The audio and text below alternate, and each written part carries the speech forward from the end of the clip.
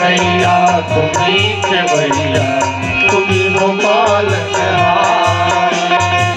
नैया तुम्ही खेवैया तुम्ही हो पालनहार।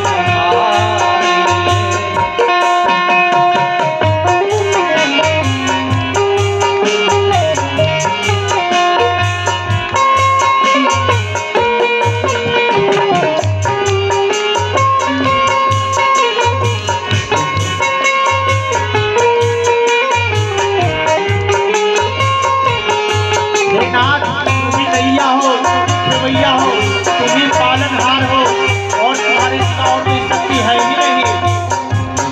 नैया तुम्ही खेवैया तुम्ही हो पालनहार।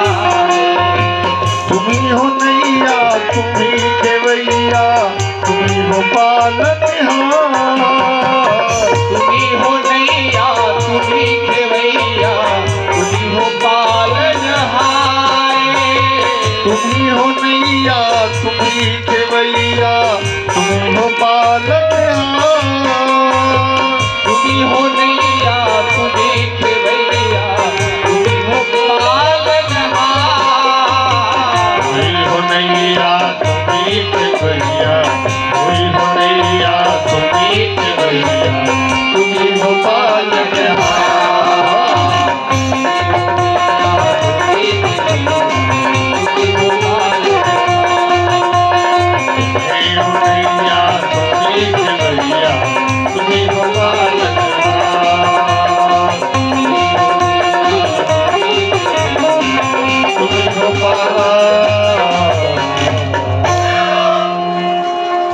चरणों में आकर साष्टांग प्रणाम किए ब्रह्मा जी। हे नाथ, आप ही नैया भी बने हैं, आप ही खिवैया है, आप ही इस जग के पालनहार हैं। हमें थोड़ा घमंड हो गया था कि मैं ब्रह्मा हूँ, मैं सृष्टि का सृजन करता हूँ, लेकिन वास्तविकता यह है कि आप ही सब बनने वाले, आप ही बनाने वाले हैं। हमें क्षमा करें। लाख प्रार्थना करने के बाद में भी भगवान क्षमा नहीं किए, क्योंकि ऊंचे पद पे बैठे हुए जो व्यक्ति होते हैं और वो जो गलती करते हैं उनको क्षमा नहीं किया जाता।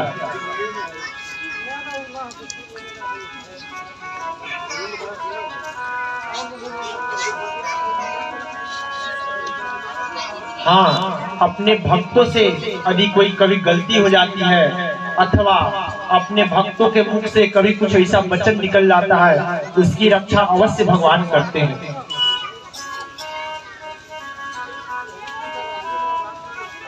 एक मंदिर, एक राजा जी का मंदिर था। ये कोई और मंदिर नहीं, महाराणा प्रताप के वंश का मंदिर था। और उस मंदिर में प्रतिरोज शाम को, रात्रि को राजा आते थे पूजन करने के लिए। और क्या होता था, जो भगवान को दिन में माला पहनाया जाता था, उस माला को रात में उतार करके राजा जी को पहनाया जाता था। ये महाराणा प्रताप के वंशज की कथा है और ये कथा भक्तमाल की है। तो क्या होता, प्रतिरोज भगवान पर के उतरा हुआ जो माला होता, राजा जब आते दर्शन करने के लिए, रात्रि को पूजन करने के लिए, तो प्रसाद के स्वरूप में उनको पहनाया जाता था। मंदिर में पूजा करने के लिए पुजारी जी को रखा गया था। पुजारी जी बहुत बड़े भक्त थे, बहुत ही बड़े भक्त थे। और प्रतिदिन भगवान के श्रद्धापूर्वक पूजन करते और पूजन से जो फूल का माला आदि होता और उतार कर रखते थे। राजा जी की राजा आएंगे तो उनको हम पहनाएंगे। एक दिन क्या हुआ कि बहुत रात्रि हो गई, लेकिन राजा नहीं आया। तो जो भक्त थे, तो भक्त मन में विचार किया कि भगवान का एक प्रसाद है, इसका निरादन नहीं होना चाहिए। उस माला को लेकर के अपने पहन लिए वो पुजारी जी, वो भक्त जो थे, परम भक्त थे, उस माला को खुद लेकर धारण कर दिया। लेकिन क्या होता है, जैसे उस माला को धारण किए, थोड़ी देर बाद में रथ की आवाज आई तो हड़बड़ा करके उस माला को निकाल करके बाहर रख दिए कि राजा जी आ गए, अभी देख लेंगे कि उनकी माला हम पहन लिए हैं तो हमें दंड देंगे। उस माला को निकाल करके उसी स्थान पर रख दिया गया जहां रखा रहता था। और जब राजा आए तो उस माला को लेकर के राजा को पहना दिया गया। लेकिन उस माला को जब राजा को पहना दिया गया, पहन लिए राजा, तो वही कुछ व्यक्ति थे जो इन भक्त का विरोधी थे। अच्छे लोग का विरोधी अधिक होता है। समाज में जो अच्छे लोग हैं उनका विरोधी बहुत मिलेगा आपको। अच्छे लोग को, सीधे साधे लोग का विरोधी बहुत ज्यादा होता है। लेकिन जो उद्दंड है उससे तो दूर दूर लोग भगे रहता है।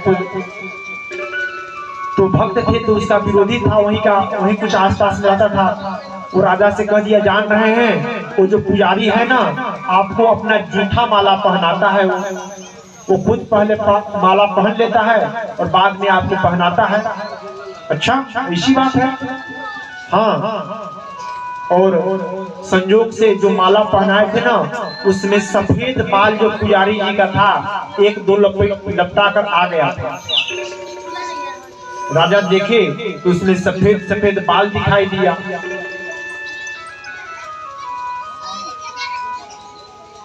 राजा बोले, क्यों रे मोर, अपना जूठा माला हमको पहनाता है? तुमको इतना सूर नहीं है कि राजा की किस तरह सत्कार होती है? अरे हमारे अन्न दाना पे पलते हो और हमें अपना जूठा माला पहनाते हो, अपना जूठा प्रसाद खिलाता होगा तो? पुजारी के मुंह से निकल गया डर के मारे कि नहीं नहीं, ये जूठा नहीं है। तो इसमें सफेद बाल कहां से आया? तो भगवान का बाल है, भगवान का जो बाल पहनाते हैं उस बाल में क्या लगा होगा? झूठ बोलता है। भगवान को बाल, काला बाल लगा हुआ है। हम ही भेजे थे केसिया जो उनको पहनाया गया है, वो काला है। सफेद कहां से आ गया? नहीं नहीं, सफेद हो गया है बाल। डर के मारे मुंह से निकल गया कि किसी तरह बचे हम राजा से।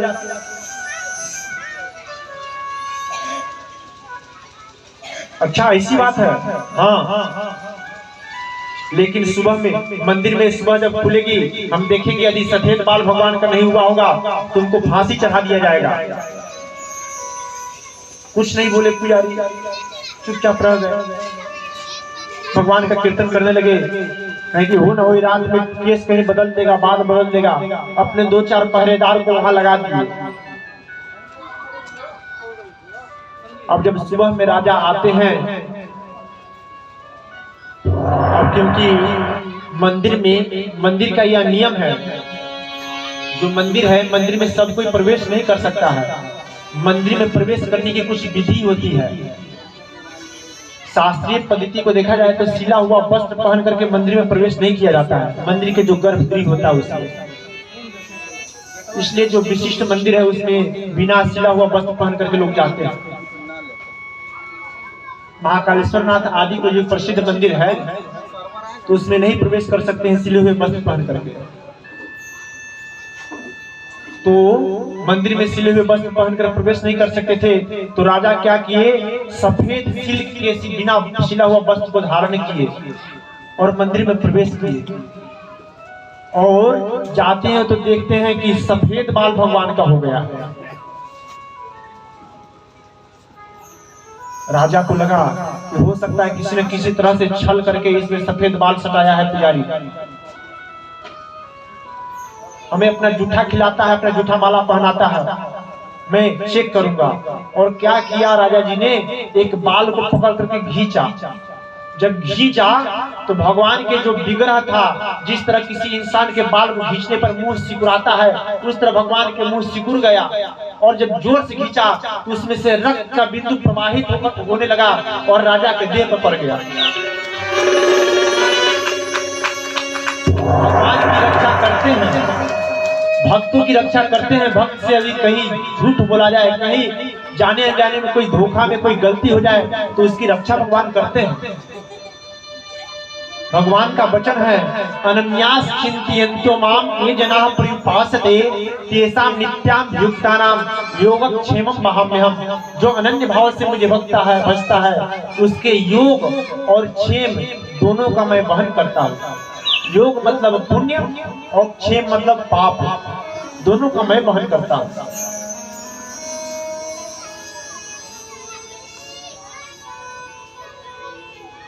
योग क्षेम वहन का मतलब क्या होता है?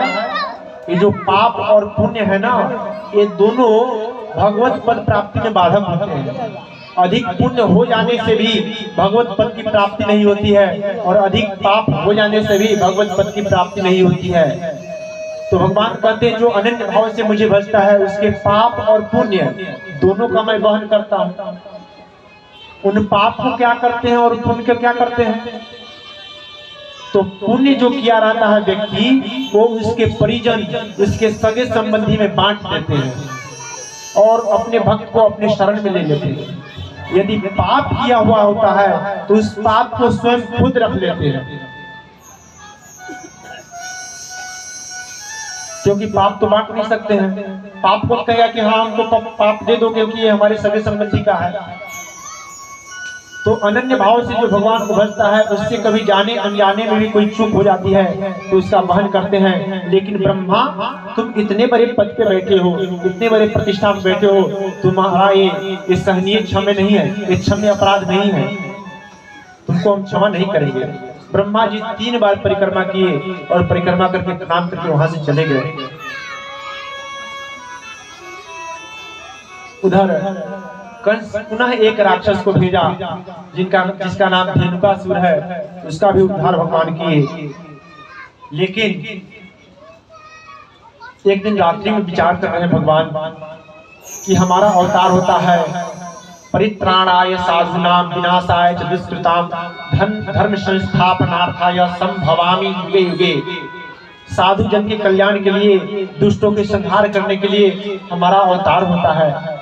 लेकिन अभी दुष्ट कहाँ संहार हुआ है?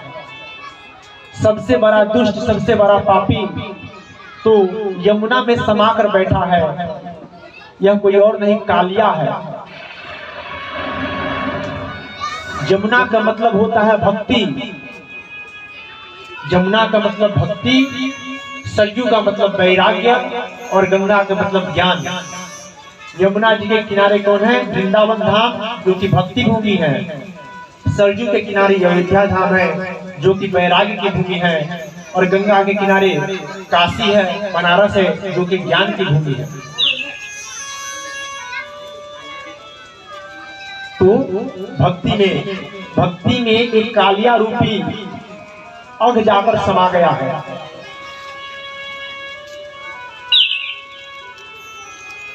बड़े ध्यान से सुनिएगा, और बहुत ही गंभीर विषय है। यमुना में कालिया समा गया है, तात्पर्य क्या है? यमुना रूपी भक्ति में कालिया रूपी नाग समा गया है। ठीक उसी तरह जिस तरह आज सत्य सनातन धर्म में, वैदिक धर्म में, हमारी संस्कृति में कई तरह का कालिया नाग प्रवेश कर गया है। और जानते हो क्या करता है वो कालिया नाग? वो कालिया नाग धीरे पहले तो हमारे मन की बात करता है, और फिर बाद में कहता है सुनो, मंदिर में क्यों जाते हो? मंदिर में कोई भगवान थोड़ी रहता है, आओ हमारे पास आओ, तुमको मैं मोक्ष गति दूंगा। अरे सबसे बड़ा मैं हूं, जानते हो? जब प्रहलाद के समय में हिरण्यकशिपु जब प्रहार किया था ना, और वो खंभा जब फटा था ना, उसमें से नरसिंह नहीं निकला था, मैं उसमें से उत्पन्न हुआ था, संत श्री रामपाल दास जी महाराज। समझे? यही कालिया। हमारा चरण धोकर पियो, मोक्ष गति प्राप्त होगा। उससे भी ज्यादा पुण्य करना है ना, तो दूध ले आओ, हमें स्नान कराओ, तो उसका खीर बनाकर प्रसाद बांटो, सभी मनोकामना पूर्ण हो जाएंगे। इसी तरह आज कई तरह के कालिया हमारे धर्म में प्रविष्ट हो गया है। एक कालिया है, कुछ लोगों को बुरा लगता होगा, खराब लगता होगा, लेकिन वास्तविकता यही है। जो हमारा सत्य सनातन धर्म है, जो हमें मंदिर जाने से रोकता है, जो हमारे माता पिता की सेवा करने से रोकता है, जो शिव जी पे जल चढ़ाने के लिए रोकता है, समझ लो कालिया है।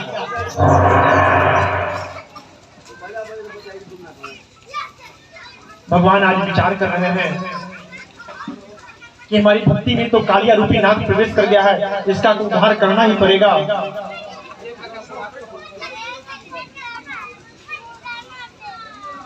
कालिया क्या करता है, इतना विषैला जहर को बना दिया है, इतना विषैला कर दिया है यमुना जी को, इतना विषैला भक्ति को कर दिया है कि उसके ऊपर से कोई पक्षी उड़कर जाता है, उसके ज्वाला से, उसके विष से गिर कर मर जाता है। अरे धोखा से कोई गैया, कोई गौ माता जाकर के वहां जल पी लेता है, मूर्छित हो जाता है, गिर जाता है। यहाँ तक कि उससे पल्ले वाले जो वृक्ष होते हैं और उस वृक्ष की जो फल पा लेता है, खा लेता है, वो मर जाता है। इतना विषैला कर दिया है वो भक्ति को।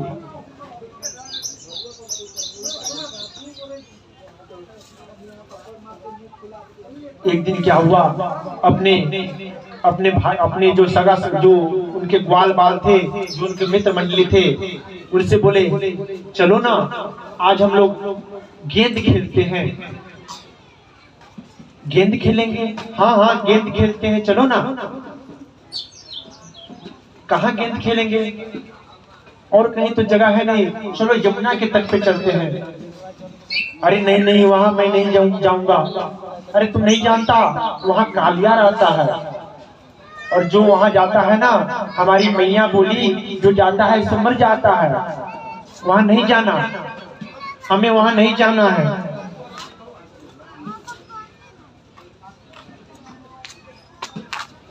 अरे क्यों चिंता करते हो, चलो ना हम चलते हैं ना। हाँ हाँ तुम हमारे साथ हो तो किस बात की चिंता, चलो चलते हैं। और सब ग्वाल बाल को लेकर के आज बलराम भैया को छोड़ दिए, क्योंकि नाग का उद्धार करना था और बलराम जी स्वयं शेषा अवतार हैं, तो बलराम जी के सामने तो उद्धार कर नहीं सकते थे उसका, इसलिए बलराम जी को किसी तरह, किसी बहाना से उनको छोड़ दिए, उनको नहीं ले गए साथ में। अन्य ग्वाल मंडली को ले लिए और यमुना जी के तट पे चले गए और गेंद खेलने लगे। गेंद खेलते खेलते खेलते भगवान बोले देखो भैया, खेल के लिए एक नियम होती है, गेंद जिससे यमुना जी में चला जाएगा उसको गेंद लाना होगा, नियम सबको पालन करना होगा। ठीक है।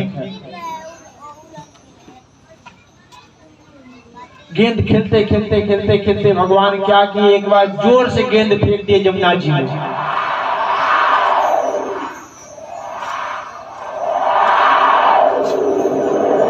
अब जब यमुना जी में गेंद चला गया, सब ग्वाल बाल बोलते नहीं कान्हा, नहीं कान्हा मत जाओ, हमें गेंद नहीं चाहिए, छोड़ दो, गेंद नहीं चाहिए। अरे नियम हम ही बनाए और हम ही नियम को तोड़े, ये अच्छी बात तो नहीं है। नहीं नहीं, हमसे गेंद गया है तो मैं जाऊंगा लाने के लिए, और एक वृक्ष पे चढ़ करके छलांग लगा दिए। लेकिन सब ग्वाल बाल चिल्लाने लगे, अरे कान्हा कूद गया, कान्हा कान्हा यमुना जी में कूद गया। उधर यमुना में, उधर यशोदा मैया के क्या होता है, अब शकुन होने लगा, दूध गिर गया, फोटो गिर गए, बहुत चिंता हुई।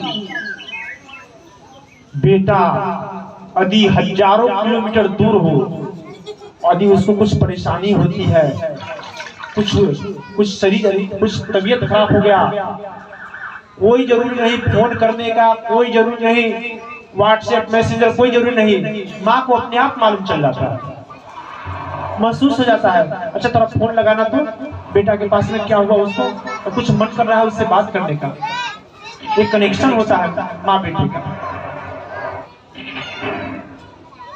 तो यशोदा मैया घबरा रही है, न जाने क्या हो गया कान्हा को।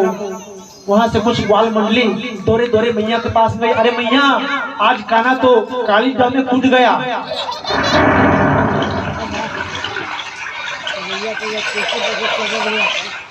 काली दह में कूद गया। सब दौरे दौरे वहां से आ रहे हैं, लगता है कि यशोदा मैया यमुना के किनारे आकर के छलांग लगा दी क्या।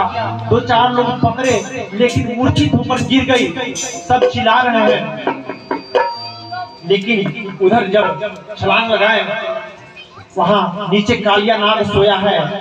नाग पत्नियां चारों ओर से वहां घूम रही है उनकी सुरक्षा में।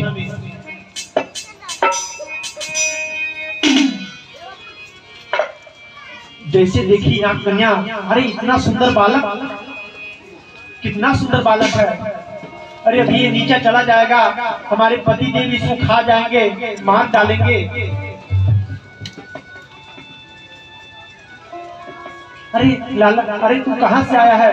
अरे नीचे मार देगा, हमारे पति देव सो रहे हैं, मार देगा वो। अरे उसी से तो मिलने आया हूँ।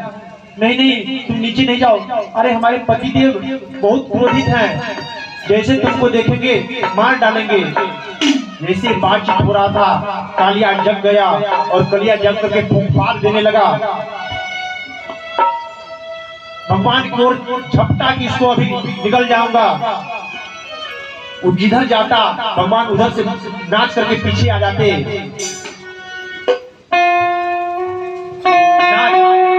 नाच रहा है।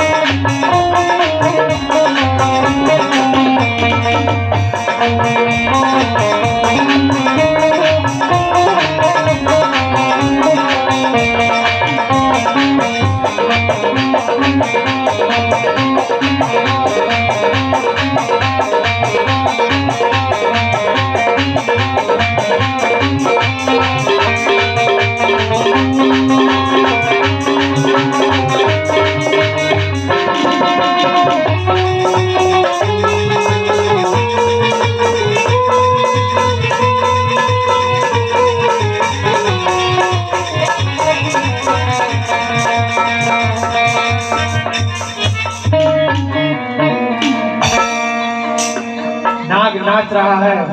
भगवान क्या किए, छलांग लगा करके उसके मस्तक पे चढ़ गए और उसके मस्तक पर नाचने लगे।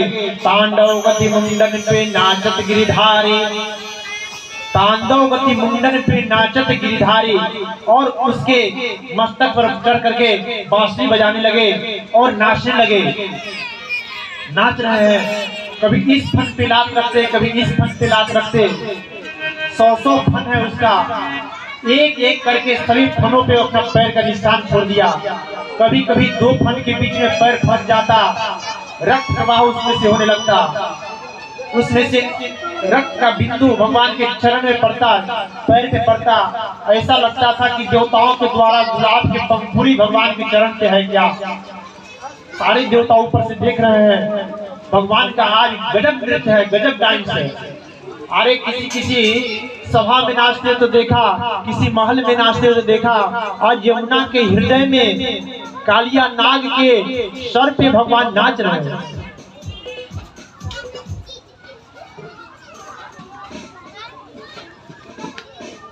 अंत में नाग पत्नियां आकर प्रार्थना की कि आप अब क्षमा करें, हमारे पति देव से बहुत बड़ी भूल हो गई, क्षमा करें। लेकिन आप बहुत बड़ी कृपा किए, जिन चरणन को पाने के लिए बड़े बड़े ऋषि महर्षि तपस्या करते हैं, आपकी कृपा से आज वह श्री कमल हमारे पति देव के मस्तक पे पड़ा। आप बहुत बड़ी कृपा किए, लेकिन आप अब क्षमा कर दीजिए।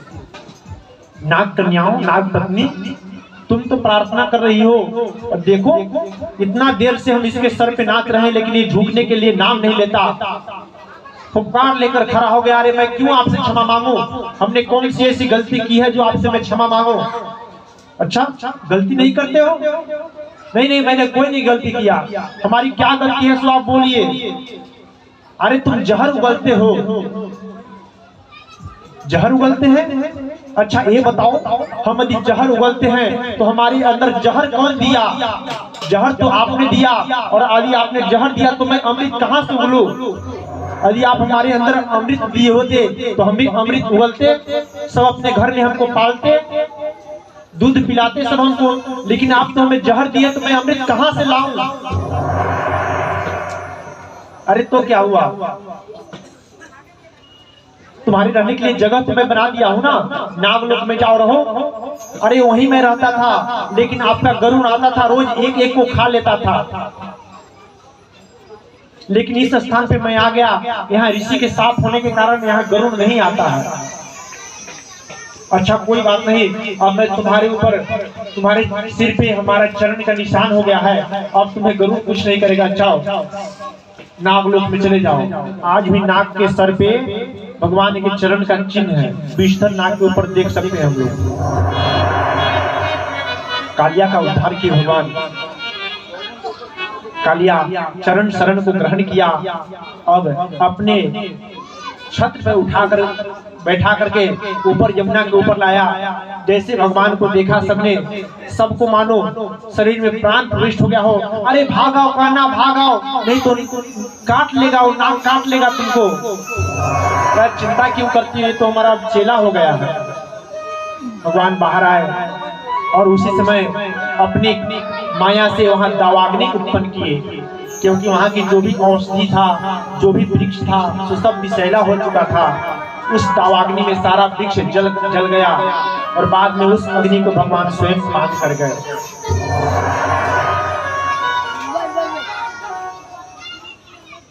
भगवान वहां से आए और क्या करते, गो चराने जाते, गाय चराने जाते, खूब सुंदर बांसुरी रखते और बांसुरी लेकर के बजाते,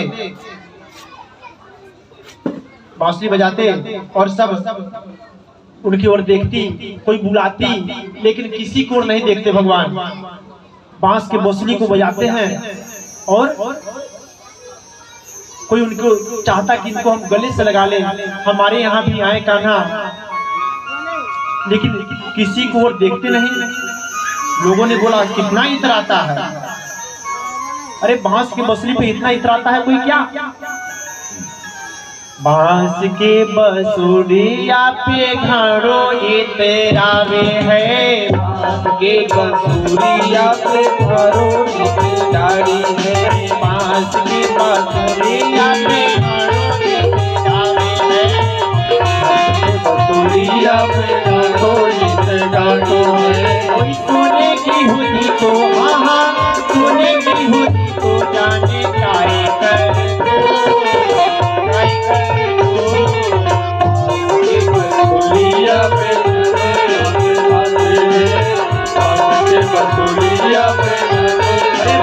बसने पे इतना इतराते हो, सोने का होता तो क्या करता? तो बांस के बसुलिया पे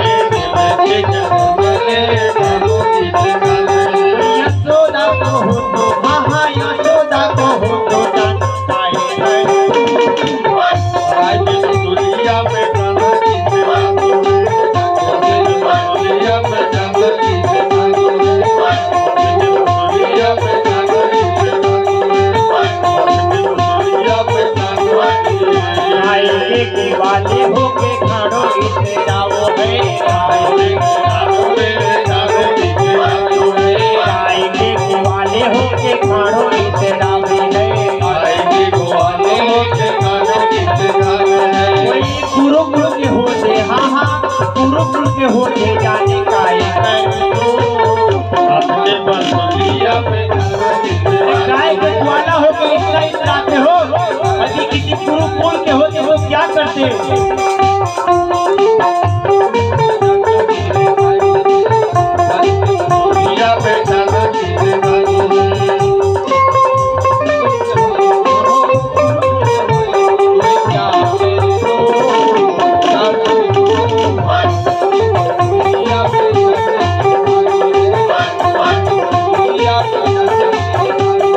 सावली सुरतिया पे भाड़ो इतने गाँव है, सावली सुरतिया पे भाड़ो इतने गाँव है, सावली सुरतिया पे इतना गाँव है, सावली सुरतिया पर इतना गाँव है। गोरे जो होते, हाँ हाँ गोरे जो होते जाने काहे करो, बसुरिया पे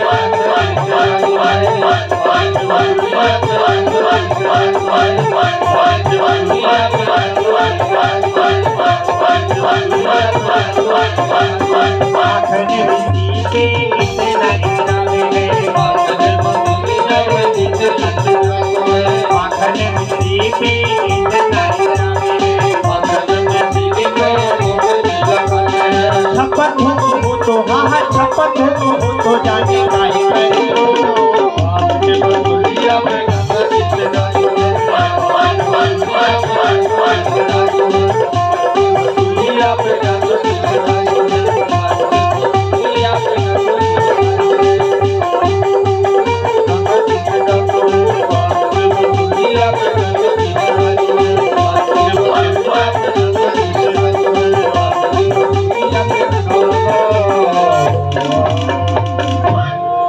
इतना इतराता कि बांस की बांसुरी पे इतना इतराता है, कोई बुलाते हैं कभी सुनता नहीं है।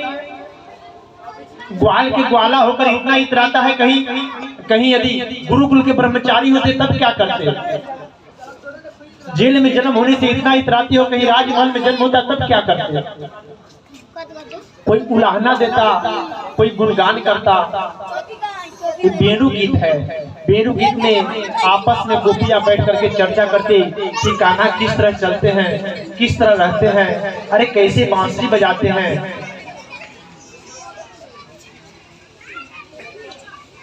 एक सखी बोलती, अरे सुनो तो कन्हैया कैसे हैं, कैसे प्रवेश कर रहे हैं, जंगल में किस तरह जाते हैं। बरहा पीडम नटवर वपुः कर्णयो कर्णिकारम बिभ्रदवासः कनक कपिशं वैजयन्तीं च मालान् रन्ध्रान् वीणुरदरसुधया पूर्णयन् गोपवृन्दैः वृन्दारण्यं स्वपदरमरं श्राविसद्गीतकीर्तिम्। अरे मोर के पंख को धारण किया है और नटवर वपुः कर्णयो कर्णिकारम, अपने कान में कर्णेय को फूल को धारण किया है। कनक कपिशम वैजयंतीम च मालाम, वैजयंती की माला को धारण किया है। और सुन रही हो, झूला पर बैठ करके झूलता है वो। अच्छा, हाँ, एक एक गुणगान करते, चिंतन करते। एक बार अब क्या हुआ, वहां जो गोप गोपी रहने वाली थी ना, वो सबका ये विश्वास था, वो सबका यह कामना था कि हम भगवान को अपने पति रूप में ग्रहण करें। ध्यान करना, आप सब ध्यान से सुनेंगे। कल हमारे इस भागवत सत्र में भगवान का विवाह उत्सव मनाया जाएगा। और विवाह कैसे होगा, एक विवाह नहीं, दो विवाह नहीं, तीन विवाह नहीं, जानते हो कितना, 16,108 विवाह होगा। समझे? तो कल विवाह उत्सव में आप सब भी भाग ले सकते हैं। कल कन्यादान होगी और जिसने जीवन में एक भी कन्यादान नहीं किया हो, चाहे किया हो, कल आप सब लोग कन्यादान करेंगे। अपनी कन्या को भगवान श्री कृष्ण रूपी वर को देना है, इसलिए। और कन्यादान शाम के समान कोई और दान तो होता नहीं है। कन्यादान से बढ़कर संसार में कोई दान नहीं है, इसलिए कल कन्यादान किया जाएगा इस यज्ञ मंडप से। और इसमें हम सब आप सब लोग विशेष करके माता जी लोग कन्यादान करेंगे। जो भी बन सके अपने घर से अक्षत फूल आदि लाना। कन्यादान किसी करते हैं तो जो वस्त्र साड़ी बर्तन आदि देते हैं, जो शक्ति श्रद्धा हो ला करके यहाँ कन्यादान में शामिल कर सकते हैं। अब विवाह में तो दहेज भी देना पड़ता है, तो जो दहेज देना हो दे सकते हैं। हमारे यजमान पत्नी यजमान की ओर से कुछ आभूषण भी देना पड़ेगा। तो जो श्रद्धा हो भगवान के विवाह में कल हम सब लोग शामिल करेंगे। तो भगवान को पति रूप में प्राप्ति करने के लिए जो वहाँ के वृंदावन के गोपी जन थे, सोचते थे कि हमें भी पति रूप में प्राप्त हो जाए, हमें भी पति रूप में प्राप्त हो जाए भगवान। तो क्या करती, सब कार्तिक के महीना में सुबह में 4 बजे उठ करके यमुना जी में जाती और यमुना जी में स्नान करती और स्नान करने के बाद में बालू के मूर्ति बनाती माता कात्यायनी का और उनको उनकी पूजा करती। ध्यान से सुनेंगे, बहुत ही प्रभावशाली यह श्लोक है। जिस कन्या की विवाह नहीं होती है, जिसके कुंडली में दोष होता है, जिसके विवाह में तरह तरह की बाधा होती है, उनके लिए ये अनुष्ठान किया जाता है। इसको कात्यायनी मंत्र बोलते हैं। तो क्या बोलती,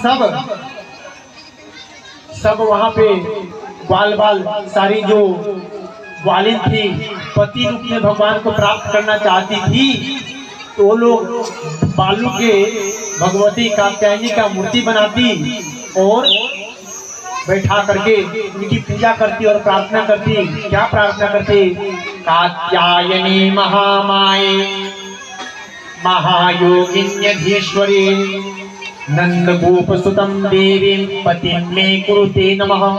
यही मंत्र है वो। हे कात्यायनी, हे महामाये, हे महायोगिन्यधीश्वरी, नंद गोप सुतम, नंद गोप जो सुत है पति में देही, वो हमारा पति हो जाए, ऐसा आप आशीर्वाद दो। सब पूजा करती थी। तो ये बहुत ही प्रभावशाली श्लोक है। ये तो सब कन्याओं को पाठ करना चाहिए इस श्लोक का। इससे योग वर की प्राप्ति होती है। तो लेकिन उनकी पूजन करने की विधि थी ना, वो शास्त्र विरुद्ध थी। मुन्ना वो लोग करती क्या थी, जाती सुबह में अपना कपड़ा सब खोल करके यमुना जी के किनारे रख देती और स्नान करती।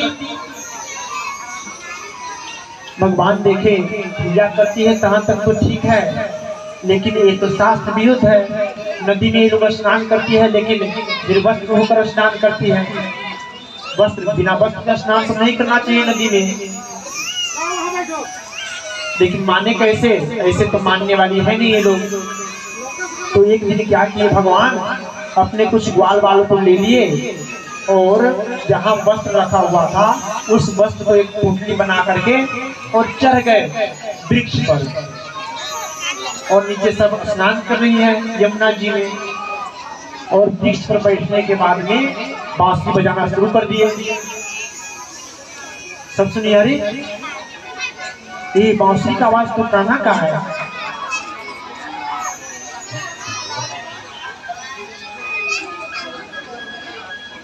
सब स्नान करते करते देखी, अरे वस्त्र मेरा क्या हुआ। अरे लगता है वस्त्र कोई ले गया चुरा करके। जहां तहां देखी कहीं कुछ नहीं दिखाई दे रहा था, केवल बांसुरी की आवाज आ रही थी। गौर से देखे तो वृक्ष पर एक लाल, थोड़ा सा लाल चरण दिखाई दे रहा था भगवान का। अरे वो तो कान्हा लग रहा है, देखो इसका चरण दिखाई दे रहा है। मैं जानता हूँ उसके एक एक अंग से मैं परिचित हूँ, वे उन्हीं का अंग है, उन्हीं का श्री कमल है। एक बोली, कौन वहां बैठा है? भगवान बोले, मैं हूं, और कौन रहेगा? अच्छा तुम हो का ना? अच्छा मेरा कपड़ा दे दो।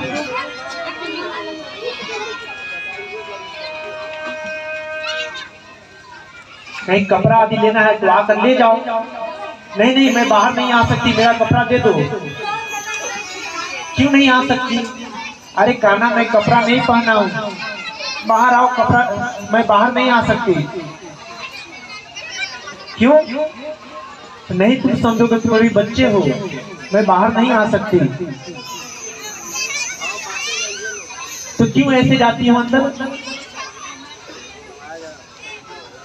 अरे जल के देवता वरुण देव हैं, जल में निर्वस्त्र होकर नहीं स्नान करना चाहिए। आखिर ऊपर पूरे आकाश मंडल है, अंतरिक्ष के देवता हैं वो देखते हैं, जल के देवता हैं वो देखते हैं, उन सबके सामने निर्वस्त्र होकर नहीं स्नान करना चाहिए। बहुत सुंदर उपदेश दिए हैं। अच्छा, कुछ लोग इस पर उंगली उठाते हैं कि भगवान को चीज नहीं चोरी करना चाहिए। ये कहाँ की मर्यादा है भगवान होकर के और कपड़ा चुराना और अपने सामने किसी निर्वस्त्र लड़की को बुलाना, ये कहाँ के नियम है? ये कैसा भगवान है? बहुत लोग तर्क करते हैं, ये कहाँ का विधि है भाई? भगवान होकर के अपने सामने निर्वस्त्र गोपियों को बुला रहे हैं कि आओ अपना वस्त्र ले जाओ, तो कोई भगवान की लक्षण है? यहाँ तक कि परीक्षित जो बैठा था नीचे कथा सुन रहा था, उसके मन में भी शंका आ गया। सुखदेव जी समझाए, परीक्षित ऐसी बात नहीं है, बहुत समझाए। अरे वो परमेश्वर है, उसके सामने क्या पुरुष और क्या स्त्री, वो तो भरतार है, उस सृष्टि का भरतार है। भरयति तारयति इति भरतारः, जो सृष्टि का भरण तारण रक्षण पालन करे वो भरतार है। अभी तुम्हारे मन में ये बात समझ में नहीं आ रहा है, तो मान लो कि भगवान के सामने नंगी स्त्री आई, तो उस समय भगवान की अवस्था कितनी है? 5 वर्ष के करना है। और ये घटना आज से लगभग 5,500 वर्ष पहले की है। और वास्तविकता बात यह है कि आज के युग में भी पाश्चात्य संस्कृति इतना अधिक हमारे यहाँ व्याप्त हो चुका है, लेकिन आज के समय में भी 5 वर्ष के बच्चे के अंदर कोई काम क्रोध आदि कुछ बात नहीं होता है, वही सबसे ऊपर होता है। 5 साल का बच्चा है, माथा में कपड़ा बांध लिया, दूध लेने जा रहा है और गा रहा है, प्यार किया तो डरना क्या, प्यार किया तो डरना क्या, और उसको क्या मालूम प्यार क्या है क्या डर है। आज के पाश्चात्य युग में, आज के समय में भी 5 वर्ष के बच्चे के अंदर में कोई भी ऐसी भावना नहीं होती। परीक्षित, ये तो 5,000 वर्ष पहले की बात है। और दूसरी बात बताए ना, ये कपड़ा क्या है? ये कपड़ा अविद्या है, जीव और ईश्वर के प्रति जो अविद्या रूपी कपड़ा है, वस्त्र, उस वस्त्र को हरण किए भगवान। हम पहले दिन शायद आग्रह किए थे ना, वो पारस मणि पत्थर और लोहे वाली बात, किस तरह पारस मणि पत्थर और लोहे के बीच में कपड़ा हो जाने के कारण उसके संसर्ग नहीं आते हैं। ठीक उसी तरह आज भगवान अपने और अपने भक्तों के अंदर जो ये वस्त्र रूपी अविद्या थी, उसका हरण किए।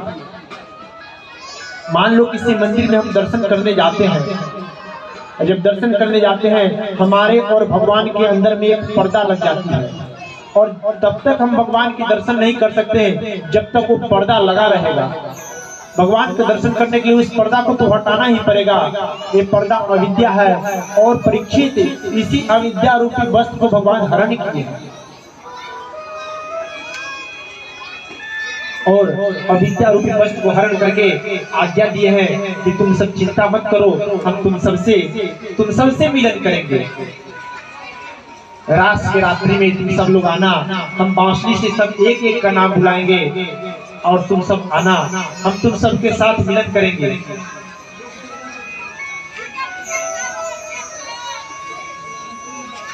उधर उसके बाद में सबको सुंदर शिक्षा दिए, सब अपने अपने घर चले गए। और क्या होता है, एक दिन देख रहे हैं कि घर में तरह तरह की पकवान बन रही है। भगवान गोविंद अपने मैया से जाकर पूछे, मैया तो क्या कर रही हो?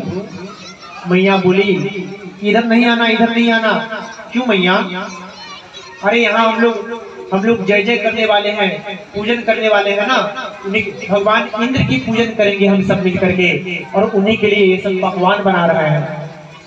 इंद्र की पूजन कर रहे हो आप? हाँ हाँ, इंद्र के पूजन करेंगे हम सब ना।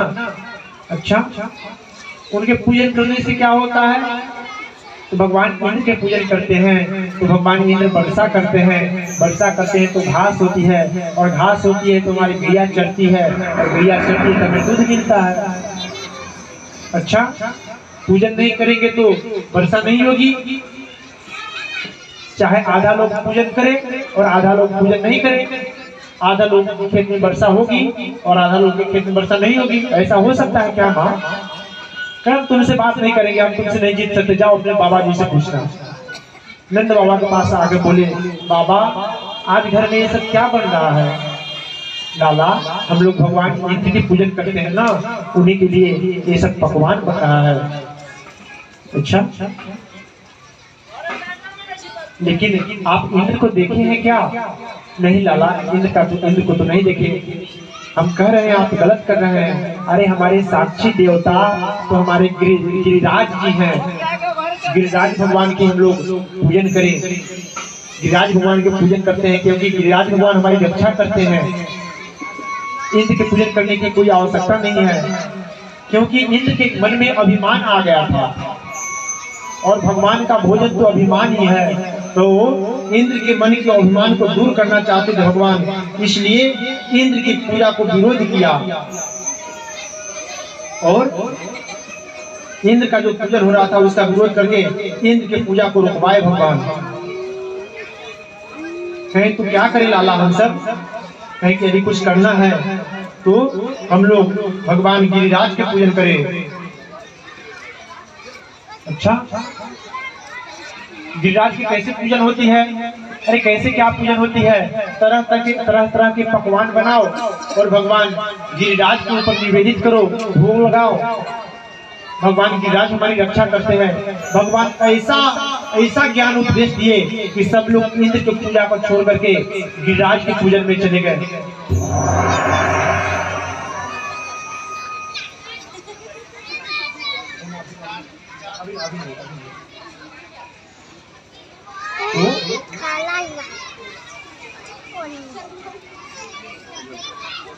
गिरिराज के पूजन में सबको ले गए, अपने संग में ग्वाल बाल को ले लिए, तरह तरह के पकवान बन गया है, और सब मिल करके भगवान गिरिराज के पूजन करने जा रहे हैं।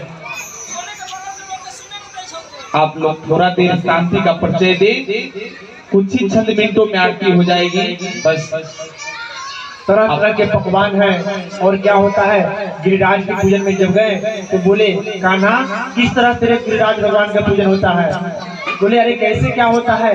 सब लोग आकर के उनको स्नान कराओ। लेकिन यमुना जी तो यहाँ से बहुत दूर है। कहीं कोई बात नहीं, जाओ जल लेकर आओ, उनको स्नान कराओ।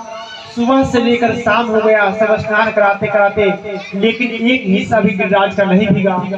तो लाला हमसे नहीं होगा ये तो पूजा तुम्हारे गिरिराज का। क्यों? अरे सुबह से शाम हो गई, स्नान कराते कराते एक हिस्सा भी नहीं तुम्हारे गिरिराज भगवान का भीगा। क्यों चिंता करते हो? भगवान आवाहन किए, वहाँ पे गंगा जी प्रकट हो गई, उससे स्नान कराया गया।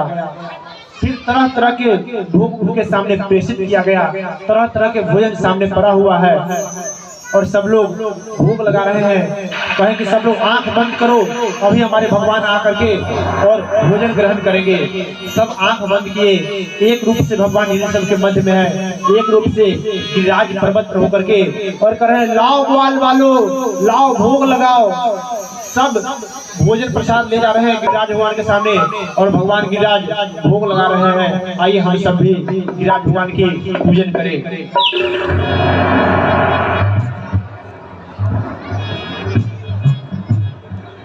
मेरे गोवर्धन महाराज महाराज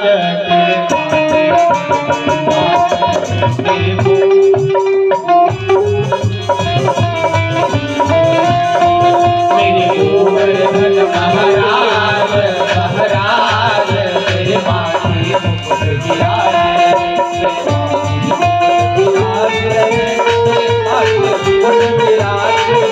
मेरे माथे मुकुट विराज रहे,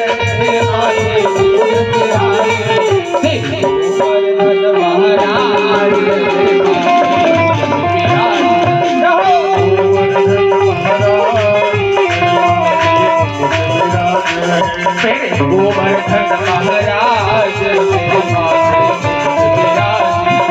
गोवर्धन महाराज मेरे माथे मुकुट विराजे। मेरे माथे मुकुट विराजे।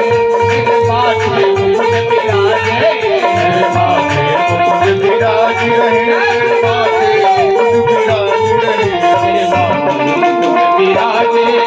माथे मुकुट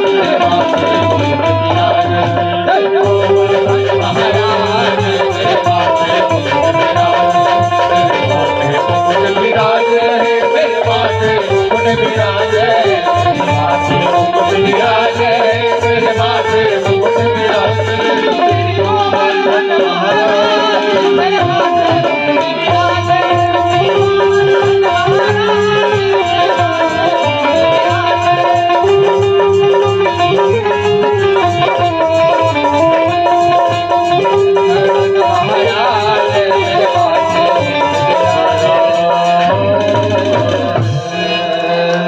गोवर्धन भगवान भगवान इस कलयुग के साक्षात भी देवता है, प्रत्यक्ष रूप से तो दो देवता है।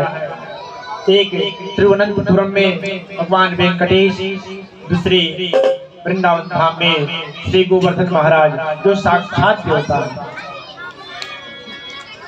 खूब अच्छा से पूजन हुई। जब पूजन हुई, कोई पूछा, अरे लाला, तुम्हारे भगवान का भी चेहरा तुम्हारे जैसा ही लगता है, जैसे तुम लगते हो ठीक उसी तरह तुम्हारा भगवान भी लगता है। भगवान बोले, वो इसलिए ना कि इसी गोवर्धन पे हमारी गैया चढ़ती है और उसी गैया के हम दूध पीते हैं, सो जैसे हमारे भगवान है उसी तरह हम हैं।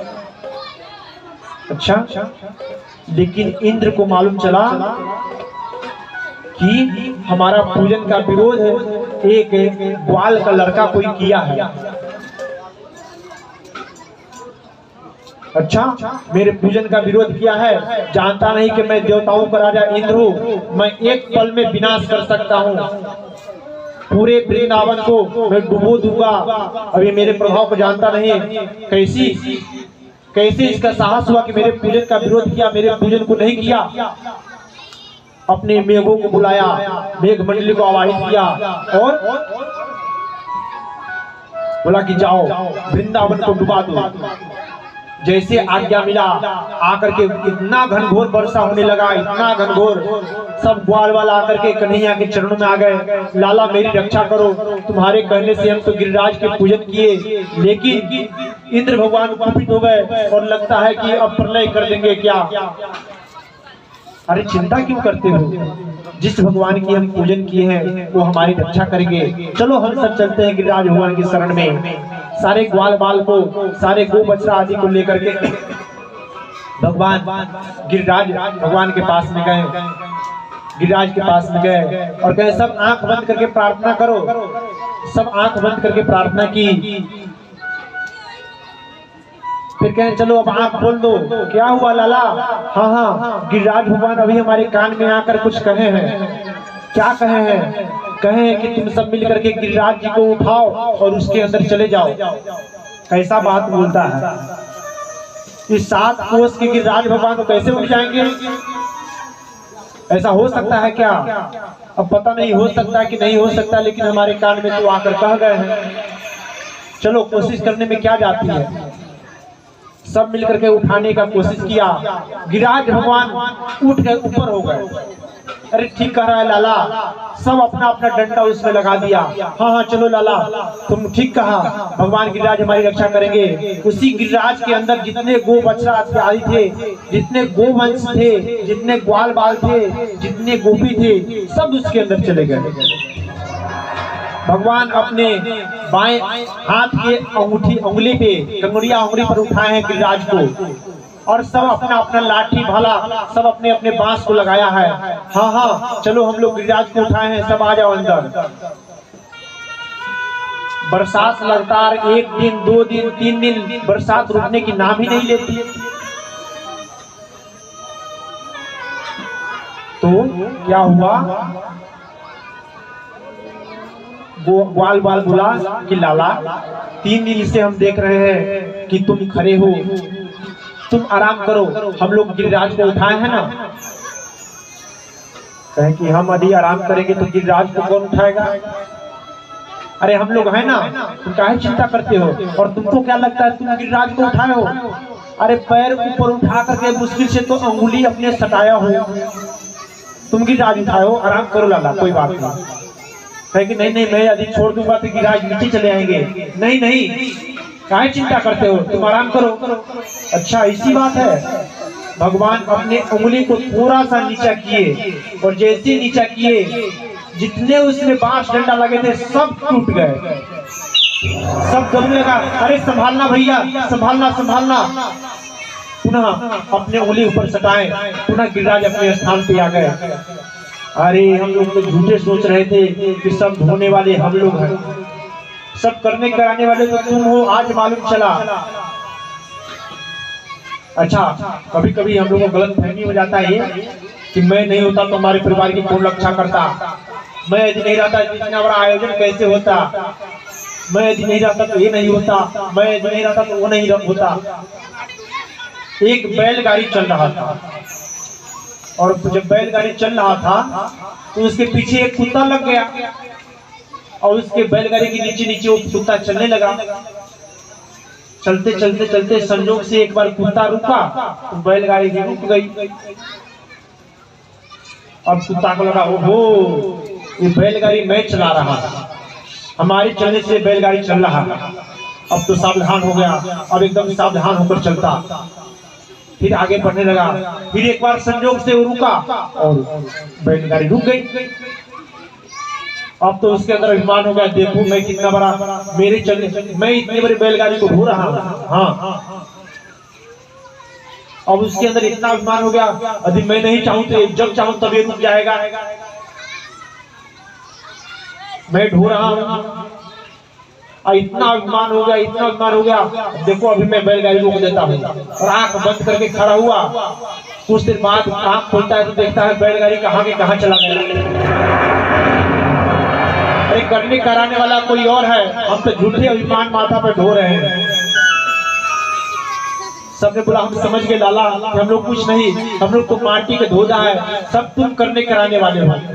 उसके बाद में क्या हुआ, भगवान अपने पोस्ट पे बांसुरी लगाए और इतना सुंदर बांसुरी बजाए, और कहते हैं ना कर्तुम अकर्तुम अन्यथा कर्तुम समर्थ भगवान है।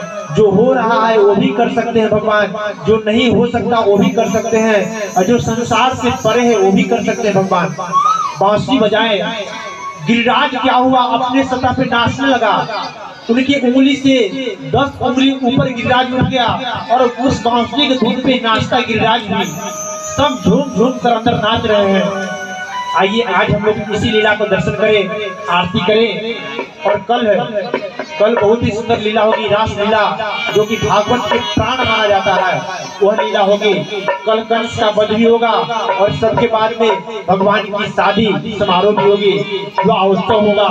तो विवाह की तरह हम लोग मंडप को तैयार भी करेंगे और धूमधाम से विवाह उत्सव भी मनाएंगे। आइए हम सब लोग आरती दर्शन करें, इससे पूर्व एक भजन श्रवण करें और आरती करें। सब लोग आरती का दर्शन करके प्रसाद लेकर के जाएंगे। रचा है सृष्टि, हेलो रचा है सृष्टि जिस प्रभु ने, वही सृष्टि चला है